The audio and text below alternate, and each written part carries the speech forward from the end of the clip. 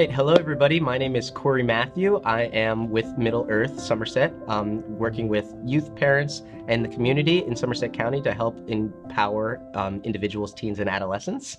But today I'm with Resilient Youth Somerset in the Casa House to teach you guys, parents, caregivers, and trusted adults, the impact of trauma on our community, and specifically more to dive into the facts and statistics about ACEs, which are adverse childhood experiences. So to get started, we are going to start with the understanding of what trauma-informed is, what trauma means, and specifically the definition according to the Substance Abuse and Mental Health Services Administration, also known as SAMHSA.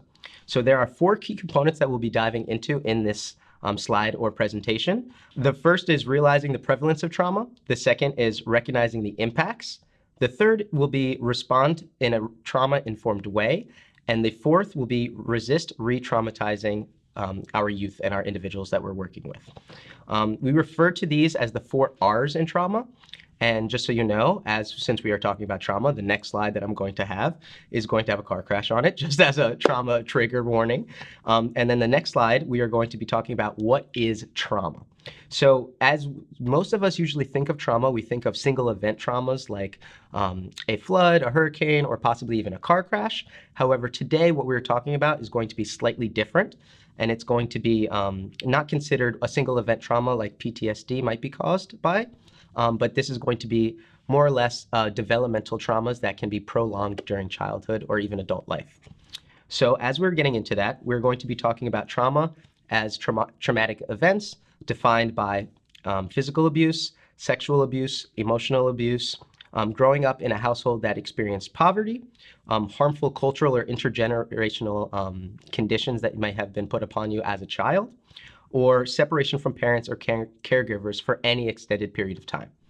The last one would also be exposure to domestic violence in the household that a child has experienced for, again, a prolonged period of time. These type of repeated experiences can be considered adverse childhood experiences and also create developmental trauma that can result in a change to the child's brain architecture. We are going to dive into the first R associated with being trauma-informed, and that is realizing the prevalence of trauma. In 1997, groundbreaking research was done by epidemiologist Dr. Rob Anda and Dr. Vincent Folletti in collaboration with the CDC. So while conducting a study on obesity at Kaiser Permanente, a California-based healthcare company, Dr. Folletti uncovered something surprising, that many individuals who are suffering from obesity have also disclosed that they had adverse childhood experiences that were a part of their childhood growing up. This unexpected link or unprompted link helped him team up with Dr. Anda, and together they launched what we now know as the Adverse Childhood Experiences Study, also known as ACEs, aiming to explore how early trauma could help shape outcomes later in life. The study gathered correspondence from about 17,000 participants in San Diego, California. That sample predominantly consisted of well-educated white individuals. As part of the data collection, participants were asked to report their childhood experiences across 3 distinct categories. Specifically, they were instructed to indicate yes if they had encountered any of these experiences at least once before reaching the age of 18. The questions included, have you ever experienced physical abuse, emotional abuse, or sexual abuse? Have you ever experienced physical or emotional neglect? Did your caregiver experience any mental health issues or substance abuse issues? And did you ever witness domestic violence growing up in the house against any of your parents, specifically your mother, where the first study was questioned? And are your parents divorced? The 11th ACE of poverty has since been added since this original study, but that was how the first study was conducted. And the key takeaway of this study was that they uncovered revealing patterns of the prevalence of the ACEs or adverse childhood experiences amongst these participants. The breakdown of ACE scores, as you can see on these slides, is 36% reported 0 ACEs, indicating generally a positive childhood. 26 experienced at least one adverse childhood experience. 16 reported 2 ACEs, 9% had encountered 3 or more ACEs, and 12% faced 4 or more ACEs. Notably, the significant majority of 64% of the 17,000 participants reported experiencing at least one adverse childhood experience in their childhood. The key takeaway is that 1 in 4 American children have experienced a trauma or adverse childhood experience in their childhood, and that this is a resounding result, recognizing that there are more people that have gone through issues that we don't know about all across America and all across the planet. A more recent study was done in 2018 with a much larger sample size of more than 200,000 participants. This study confirmed previous findings that 25% of adults have experienced 3 or more adverse childhood experiences. Notably, the ACE prevalence was significantly higher for those who were Black, Hispanic, and multiracial individuals. Also, it was extremely higher for those in LGBTQIA+ individuals or community members or allies, as well as socioeconomic status category individuals, those without a high school diploma, those who had unemployed or work disabled individuals, people from low socioeconomic backgrounds. And what I'm trying to say here is that this data highlights the disproportionate amount of ACEs or marginalized or disadvantaged people and in those populations. So this study was opening it up to a larger and more accurate depiction of what America and the country looks like, rather than the first study that was predominantly only white males, which is the theme for science at that time. And as science develops, we get more information that is more accurate and depictive of our country and our experiences. Since the original study, there is a growing recognition that other things like systematic racism, substandard housing in schools, and climate change can also be categorized as ACEs or adverse childhood experiences. And the pandemic is now being considered an ACE. There's a graphic on the screen right now that does break down these categories into break down all of the realms of ACEs in 3 categories, 1 being the household, 2 being the community, and 3 being the environment, also known as hurricanes or natural disasters and things like that, that can also cause prolonged trauma on individuals and communities. The next slide is going to show an infographic kindly named The Wheel of Doom, and it highlights the rising population level risks associated with having 3 or more ACEs during childhood. While the percentages increase with more ACEs, it is important to remember that not every child with an ACE will face these outcomes, but the data does reflect the broader trends of medical science and statistics, and it is broken down like this. So the risk for heavy drinking is a 21.3 increase. Cardiovascular disease is 25.5% increase. Cancer is a 24.3% increase. Separation or divorce is a 32.9 increase. Life dissatisfaction is a 67.2% increase. Mental health disturbances is a 61.4% increase. Hopelessness is a 42.5% increase. Mental health disturbance that requires medication is a 42.7% increase. Anxiety is a 55.7% increase. And high risk of HIV or AIDS is a 58.9% increase. Specifically, I'd usually like to ask if any of these statistics surprise you. However, I personally find them all surprising and fascinating all in one. But like I said before, it's important to remember that just because a child has an ACE doesn't mean that they will face these categories or statistics will be accurate for them.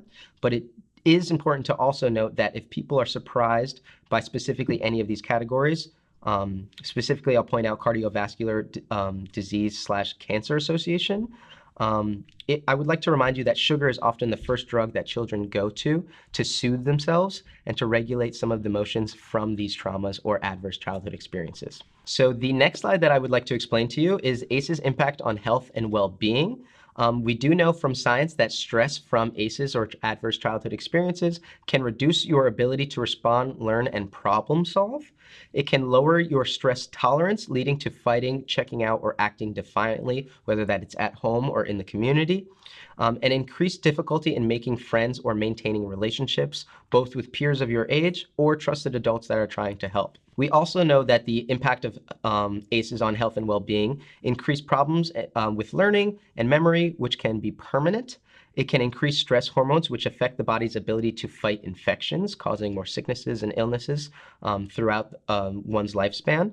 It can increase the risk of drugs and alcohol use and overeating, also known as self-soothing, trying to find ways to deal with the pain and process emotions or difficult scenarios that might have been happening or might have happened, and may also cause long-lasting health problems. But even though I am saying all of these negative implications of ACEs, I would like to explain on this slide that there is hope. So you may be listening to this and thinking, oh no, I have an ACE, or maybe I have multiple ACEs. However, it is important to remember that there is hope and that there are lots of things that you can do to reduce the impact that ACEs have on your life and your future. So let's break some of those down. For those of you who are visual learners, here's a quick guide to some strategies that the research says are helpful in reducing the impacts of ACEs. Things like slowing down, staying calm, being positive, and taking care of ourselves, specifically self-care, is a vital part of managing the toxic stress of ACEs. So there are things like meditation, deep breathing, being outside in nature, having fun and enjoying life, specifically with others and relaxing. These are things that our external body can do to help calm our internal body for the betterment of our health and our experiences. And it's important to remember that self-care is exactly that. It is self-care. So if you hear yoga and you don't like yoga, that's okay. You can find what you've enjoyed and what helps calm your brain down so that you can have the best help, support, and assistance that you need throughout all of your experiences in life. So now that we've established what ACEs are and how common they are, it's time for our second R, which is recognizing the impact of trauma on child development. And it is crucial to understand how they affect children throughout all factors and aspects of their life. So let's explore how these adverse childhood experiences impact the child's growth, behavior, and long-term outcomes, equipping ourselves with the knowledge to identify and address these effects early on. The next slide is going to show a graphic from which is a quote as well from Ryan North that really encapsulates what we are talking about today. It reads, "Our brains are wired for connection, but trauma rewires them for protection. That's why healthy relationships are difficult for wounded people." Ryan North is a recognized expert on childhood trauma, a TBRI practitioner, and he develops training materials for parents, schools, churches, and child-placing agencies. In a little bit in these slides and in this workshop, we are going to be explaining how the ACEs actually affect the brain and how it actually rewires our brain, specifically to Ryan North's quote that speaks about trauma and connection and how they all are intertwined. Now we are going to discuss the neurology of trauma and the neurology of our brain by breaking down three important parts of our brain that have a deep impact on our critical thinking and our decision-making specifically. So the prefrontal cortex at the front of the brain, at the top of this infographic, is responsible for logic, reasoning, choice, understanding consequences, and basically critical thinking. I like to call it the captain or the thinking part of the brain because it's responsible for your right versus wrong decision making and your good judgment. The second section of the brain that we're going to simply discuss is the hippocampus, which is in the center and down a bit, and it's responsible for emotional regulation, memory formation, which means converting short-term memory into long-term memory, language development, executive functioning, and processing speed. The hippocampus functions like a library in your brain, I like to say, because it stores, organizes, and retrieves memories and information, facilitating learning and thriving in a calm environment, specifically calm environment. The amygdala is a very important part of the brain, and we're discussing it today because it is the most ancient part of our brain and is often considered the reptilian part of our brain. It has one job and one job only, and that is to keep us safe and protected. It is instinctively controls our fight, flight, and freeze or fawn responses when we perceive danger, whether it's real or perceived. The amygdala is like the security guard for the brain, always watching for danger, quickly reacting to threats, handling emotions, creating emotional memories, and keeping us safe and sometimes overreacting to perceived risks. I like to always say emotion causes motion, and that's what fuels our amygdala to kick in and protect us. And like I said, its only job is to protect us. As we are now understanding these three main parts of the brain, we're going to look at the next slide, which will contain two MRI photos or MRI snapshots of the brain. The left image is going to contain the brain of a 16-year-old from a stable home. The right will contain a picture of a 16-year-old who spent his first 18 months in an orphanage. So it has a few more traumatic experiences than the picture on the left. The key differences are visible in these three regions of the brain. The first one is the prefrontal cortex, which is located at the top of the photo. The second is the hippocampus, which is located in the middle of the photo, and the amygdala, which is located at the bottom of the photo of these brain scans. The right shows notable changes in these areas compared to the left. It's important to kind of critically think as well as you're looking through these and see for yourself what differences you can actually see in the brain. Although MRIs and brain scans are videos, these are snapshots, and a snapshot does capture exactly where neurons are being fired in the brain and where neurons are not being activated and not actually working or being fired in the brain. It's important also to take away that childhood trauma physically alters the brain's structure. Behavioral challenges in children with adverse childhood experiences stem from the brain's protective responses, not from deliberate defiance or difficulty. The brain is actually functioning different after it has experienced these adverse childhood experiences. Another consideration is the fact that the brain develops from the bottom up and inside out. Children cannot do more than their brains are ready for. Kind of meeting children at their level is speaking to that point.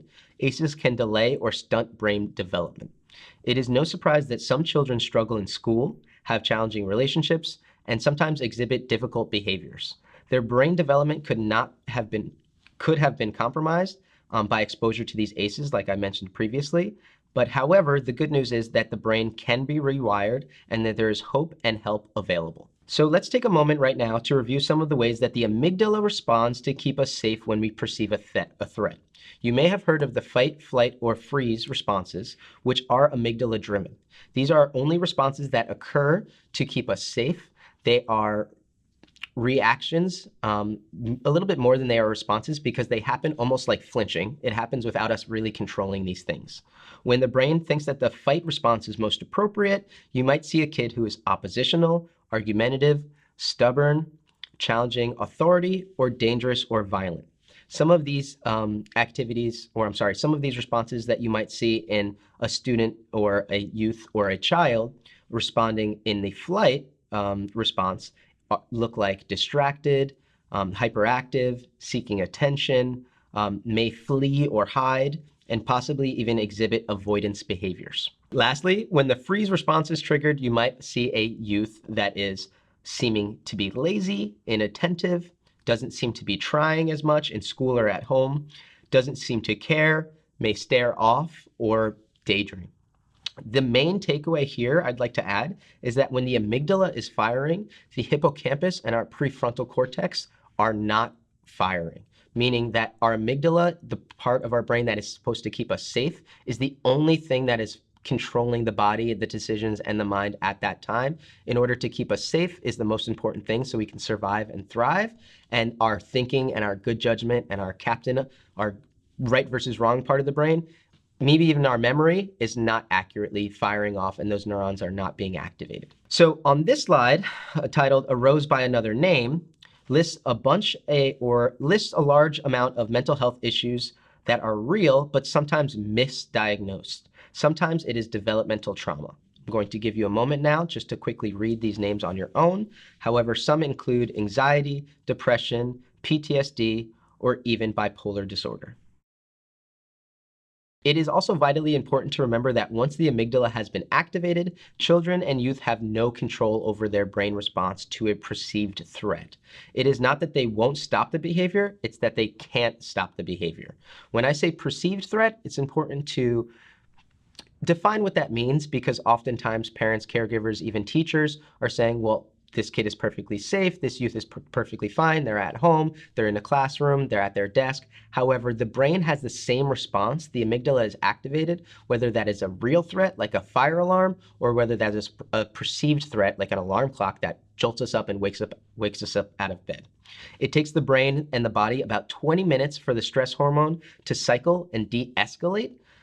So basically, children need time. If they're being activated in these ways, they need to first be able to regulate and calm down before any long-lasting decisions or conversations can be had. You might also see physical signs of toxic stress, like nausea, headaches, trembling, general feeling of malaise. These are often children who are often frequent flyers to the school nurse's office.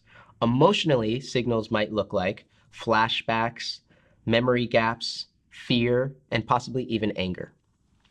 These responses can be misinterpreted as not cooperating, being adversarial, or acting aggressively. The reality is they are deeply afraid, they are trying to figure out how to stay safe, and the brain is being triggered to protect itself. What does trauma look like in kids? Traumatized children may be hypervigilant or in a consistent state of arousal, which can be seen as hostile or aggressive. If you think about the difficulty of running dual processes like staying safe and writing a paragraph or doing math equations, you can begin to see how challenging school can be for some of those youth who are experiencing prolonged trauma or have more than one or even one ACE. It is important to be aware of children who are disengaged or tuned out. They may deal with their trauma by suppressing their emotions. Just because they are quiet, it doesn't necessarily mean that everything is okay. We also know that trauma can affect teens' brains' development and impair the creation of coping strategies to trusting relationships and trusting adults. These difficulties may impede any efforts by authority figures to effectively relate to them and gain their trust. The best way to address this is to keep showing up, remain consistent, and provide them with an unconditional regard. It goes a long way to build a trusting relationship, an engaging relationship with teens. Sometimes the most we can do is be there for them, let them know that we will always be there for them, and that when they are ready, they have a trusted adult to go to. Okay, so now that we have realized these ACEs are real, we have covered a foundational understanding of how to recognize them, it's time to learn about how we can respond in a trauma-informed way for our youth and our children. So what should I do when I see it? There are a couple steps that I'm going to display on this slide. The first one is wait at least 15 to 20 minutes before engaging on any restorative practices or any conversations about how we're going to clean up possibly a mess or situation that has occurred from trauma. The second step is addressing safety and security concerns, while the third step will be, when they are ready, allowing children to vent, allowing children to speak their mind, and making sure that they are validated and heard as you are as a trusted adult, so that they can come back to you if there's any other issues, or so they know that this information that they are sharing that may be sensitive to them is not going to be used against them for any reason. The fourth, like I said already, is validate their feelings. It's important for youth to feel like they are heard and they have a place to go to be heard. The fifth would be ask what happened, not what's wrong with you, or what did you do?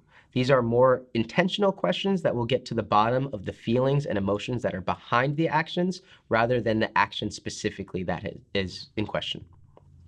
6 is explain what happens next. As a trusted adult, you are the conveyor of information and can explain sometimes the unknown, and also explain what might already be known but is scary to navigate. And with a trusted adult, any youth or child or adolescent can get through any experience in a positive manner, might add. The 7th step is, if you don't know what happens next, find out beforehand to help them prepare. So children of trauma, but also all children, do thrive with consistency and regularity. So any type of schedule or understanding of what steps or what actions and events will come next is always helpful. There are several research-based strategies that have been shown to de-escalate the amygdala. This is the protective part of our brain. In fact, some studies have shown that pairing meditation and yoga are as effective in symptom reduction as counseling and medication. Other strategies include things like exercise, yoga, stretching, sports, sleep, good nutrition, breathing exercises, whether that's alternative nostril breathing or it's just calmly deep breathing from your mouth, however you prefer it, Other strategies include coloring, puzzles, and art that science has helped us define as calming activities for our brain. Other strategies are addressing mental health needs, whether it's EDMR or EFT or even CBT. Maintaining regular schedules, like mentioned before, always helps children and adults navigate through the difficult times in life. Creating an environment of trust, keeping your word, watching your word and tones, communicating effectively, being honest, and helping wherever and whenever you can. The last one is also encouraging healthy relationships with caring and trusted adults. If that's not yourself, helping youth navigate where to find these trusted adults that they can go to if there's ever an issue that arises. There was also a study in 2018 that focused on the genetic basis for resilience. While resilience can be taught, it is more challenging for some children than others. As an example, dandelions, like the flowers, or dandelion children in this example, can thrive in all different environments and circumstances. They tend to be hardy and resilient. Orchids need specific environments to thrive. They are more fragile than dandelions, but with the appropriate support, consistency, and encouragement, they can thrive as well. For more information about this study, please check out W. Thomas Boyce's 2019 write-up about his 2018 study. And as I mentioned before, there is evidence to suggest that resilience is genetic as well as it can be learned. There is a growing body of research around epigenetics, which is the study of how factors may be passed through generations to help us survive. Specifically, if our parents, our grandparents, or great-grandparents experienced adversity, those experiences are encoded in our DNA to help us adapt to survive to similar experiences or challenges in our day. Isn't it a beautiful thought to think that our great-parents, great-grandparents, or ancestors are reaching through into the future to help us out with our current problems today? The next slide shows a graphic or infographic from Florida State University that was developed as a model of components of resilience. This includes a sense of belonging, a sense of control, coping strategies, along with caring, safe adults, character, and flexibility. Focusing on these component parts can help repair the damages done by ACEs. Please take a moment to look at this infographic and possibly even screen share it if you would like to keep it for later. As adults, we can build resilience in our children, and how do we do that? We can model resilience through role modeling and positive behavior. Seeing is believing, and if children are able to see us do it, they can possibly see themselves do it. We can try to learn and understand typical childhood development and learn effective parenting skills. Build attachments and nurturing relationships, build social connections with others, meet their basic needs, build social and emotional skills, provide opportunities to succeed, and if you need help with these strategies, Nurtured Heart trainings are widely available to help build connections with intense or challenging children. Resources will be at the end of these slides. Remember, when kids with ACEs act out, it is because they feel unsafe. So to understand the need to feel safe, once we understand the need to feel safe, we can de-escalate the feeling by providing them with a sense of belonging through these specific things. Community engagement. Through the power of our words, being careful with our tone, investing and building caring, engaging relationships with trusted adults, and us having engaging and trusting relationships with our children. We can also remember to respond rather than to react. It can be very easy to damage the trust we have built with a child or adolescent by using careless words or even by acting out when our emotions are out of sort. It is important to remember that as caring adults, parents, teachers, caregivers, nurses, whoever you may be, and however many titles you may have, it is important to take care of ourselves, to regulate ourselves. We also have fears, worries, and stress, and it is important that we are able to regulate our own emotions so that we can help others do the same. If we are not necessarily regulated, then oftentimes we are reacting rather than responding. If you aren't exactly sure what that might look like for you, here are some strategies you can try. Please look at the infographic and notice that these are all examples and pictures of stress relieving activities, or self-care coping mechanisms that will all positively affect your current mood and potentially your future health. All of these activities that are stress reducing and self-care activities are also helping you build resilience. It's also important to add that one of the biggest factors in becoming a resilient person, or having more resilience than you already have, since we all have resilience, is having at least one trusted adult or one trusted person in your life that you can go to with your problems. What's really even more interesting than that is, even if you don't go to that person every time you have a problem, knowing that you have at least one person that you can go to that you trust is a giant factor in how much resilience you are able to have. Our next slide is going to be about having empathy. At the end of the day, it's important to remember to have empathy. When kids are struggling, think about how hard it is to have all of these emotions pushing up and outward while their brain screams that they are not safe. It can be compared to playing chess in the middle of a hurricane. We've reached the fourth R, resist re-traumatizing. The key triggers to re-traumatization include feeling a lack of control, experiencing unexpected change, feeling threatened or attacked, feeling vulnerable or frightened, and feeling shame. So it's important that the words we're using and the actions we're having with our children are not bringing up these emotions and bringing up these factors. Here are some strategies to avoid re-traumatizing kids. It's important that we are able to try, at least, to provide controlled choices after a child becomes more regulated. Consider what might increase a child's sense of safety if separation from others is necessary.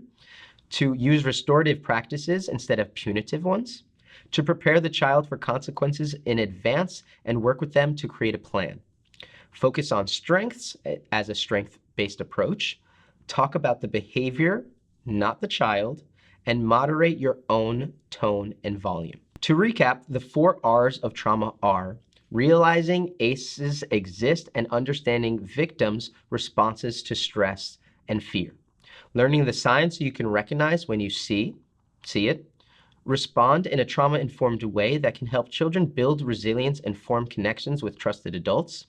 And be aware of your own actions to resist re-traumatizing. The best thing that you can do as a parent is to build an environment where children feel valued, safe, respected, and heard. At this point, we have reached the resources slides, and I would like to thank you all for attending or listening. I hope that you were able to find some information helpful from these slides. And if you're looking for any more information, feel free to use any of the resources listed below, as well as checking out the Resilient Youth Somerset website, which has more resources and will have more videos and series like this. I hope you all enjoyed.